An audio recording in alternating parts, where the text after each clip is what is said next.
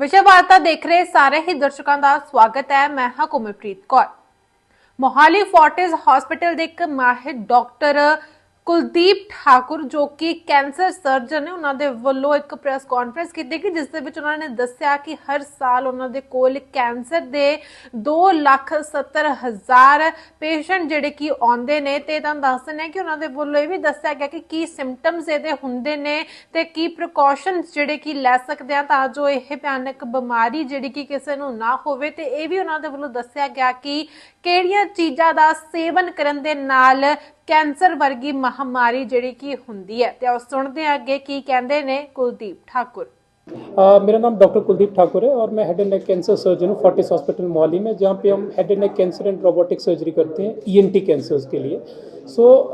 By and large हमारे देश में जो हमारे पास डेटा है उसमें ये बताया गया है कि लगभग 2,70,000 के करीब नए केसेस हर साल आते हैं, ईएनटी कैंसर जो आते हैं, और तकरीबन 15% के करीब जो टोटल कैंसर से डेथ्स होती है उसमें 15% डेथ सिर्फ ईएनटी कैंसर्स की वजह से होती है।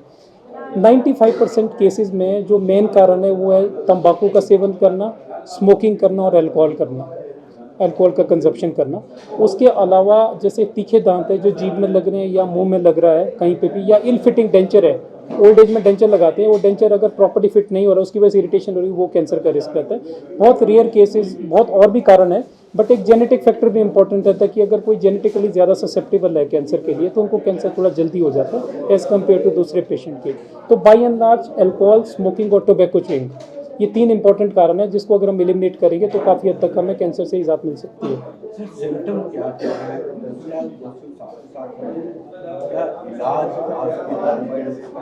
जी देखिए, सबसे बड़ी दिक्कत हमारे ईएनटी कैंसर में क्या होती है कि ईएनटी कैंसर नहीं, कोई भी कैंसर बॉडी में, वो शुरू में वो पेनलेस होते हैं, उसमें दर्द नहीं होती है या एसिम्प्टोमेटिक होते हैं, इसलिए पेशेंट बॉदर नहीं करता। ऑब्वियसली अगर किसी को दर्द नहीं हो रही तो क्यों आएगा वो। जो मुंह का कैंसर है वो एक छाले के रूप में निकलता है जो तकरीबन 2 हफ्ते से, जो अगर कोई भी छाला मुंह में है जो 2 हफ्ते से ठीक नहीं हो रहा हो और जिसमें दर्द ना हो, तो इसका मतलब है कि उसको घबराने की ज़रूरत नहीं है, उसको बहुत ज़्यादा घबराने की ज़रूरत है। कोई भी पेनलेस नॉन इलिग अल्सर जो 2 महीने से ठीक नहीं हो रहा हो उसको अपने ईएनटी स्पेशलिस्ट को दिखा देना चाहिए। इसके अलावा किसी भी तरीके की गांठ अगर गले में है, गले के किसी भी हिस्से में है जिसमें दर्द नहीं है, उनको भी दिखा लेना चाहिए। गले में दर्द होना, पर्टिकुलरली अगर वो दर्द गले से कान में जा रही है और खाना निगलने में उसको दर्द हो रही है, उनको भी अपने ईएनटी सर्जन को दिखाना चाहिए। आवाज़ ख़राब है, सर्दी जुकाम में भी आवाज़ ख़राब हो जाती है, वो जनरली हफ्ता 10 दिन में ठीक हो जाती है। किसी को 2 वीक से ज़्यादा अगर किसी की आवाज़ बैठी हुई है उसको भी अपने ईएनटी सर्जन को दिखाना चाहिए। इसके अलावा अगर नाक से रेशा आता है जिसमें थोड़ा खून भी आता है या नाक बंद है, वो एक कैंसर का कारण हो सकता है। किसी भी तरीके का छाला चमड़ी में ईएनटी रीजन में अगर है तो उनको कैंसर स्पेशलिस्ट को दिखाना चाहिए।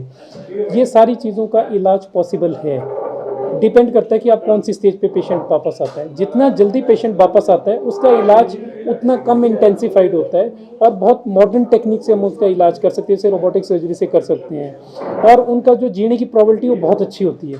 लेकिन जितना एडवांस स्टेज पे पेशेंट हमारे पास आएगा उसका इलाज उतना लंबा चलता है और कैंसर के वापस आने की संभावना भी ज़्यादा रहती है। इसलिए बोलते हैं कि जितना जल्दी पेशेंट आता है और जो एडवांस टेक्निक सारी है वो सारी अर्ली स्टेज के लिए है। एडवांस स्टेज के लिए हमारा ट्रीटमेंट सेम कन्वेंशनल तरीके से रहता है, बहुत अच्छी रिसेक्शन, बहुत अच्छी reconstruction and rehabilitation.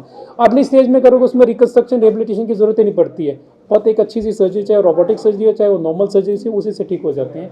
Yes, ENT cancers they are treatable, बेशर्त ये है कि उनको अर्ली स्टेज पे आना चाहिए। एडवांस स्टेज में भी ट्रीटेबल है, बट जितने अच्छे रिजल्ट अर्ली स्टेज में उतने अच्छे रिजल्ट एडवांस स्टेज में नहीं है।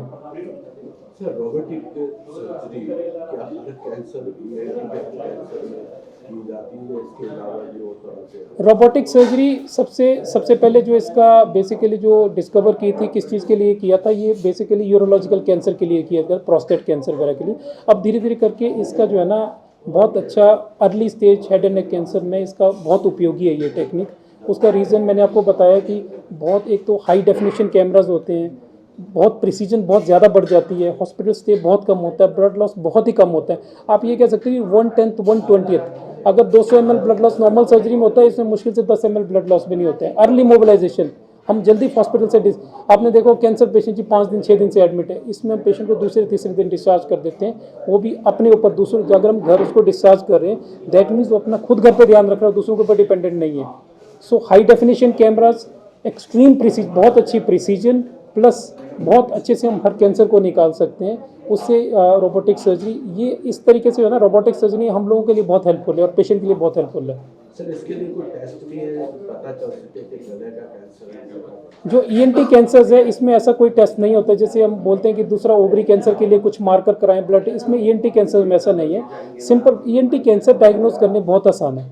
आपको सिर्फ एक ईएनटी स्पेशलिस्ट को दिखाना है, वो आपका मुंह चेक करेगा, गला चेक करेगा, एंडोस्कोपी से नाक चेक करेगा, एंडोस्कोपी से गला चेक करेगा, उनको एग्जामिनेशन नॉर्मल लगेगा, बस नॉर्मल है। कुछ भी सस्पिशियस लगता है इमीडिएटली बताएंगे, बायोप्सी करनी पड़ेगी।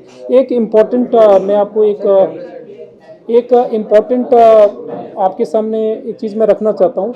हमारी सोसाइटी में बायोप्सी के लिए जो है ना बहुत सारी गलत धारणाएं हैं। वो बोलते हैं कि अगर आप बायोप्सी करोगे या इसमें लोअर टच करोगे तो कैंसर बढ़ जाएगा। ये एक मिथ है, ये एक गलत धारणा है। जब अगर कैंसर है मुंह में, अगर हमें मुंह में लग रहा है कोई छाला है, तो हम लोग बायोप्सी उस छाले से लेते हैं, नॉर्मल टिश्यू से नहीं लेते हैं, नॉर्मल जगह से नहीं लेते हैं। तो अगर हम मान लो सपोज उसकी बायोप्सी नहीं करेंगे, ट्रीटमेंट नहीं करेंगे, तो कैंसर तो बढ़ेगा ही, वो रुकेगा नहीं। कैंसर का अपना एक नेचर है, उसने बढ़ना ही है।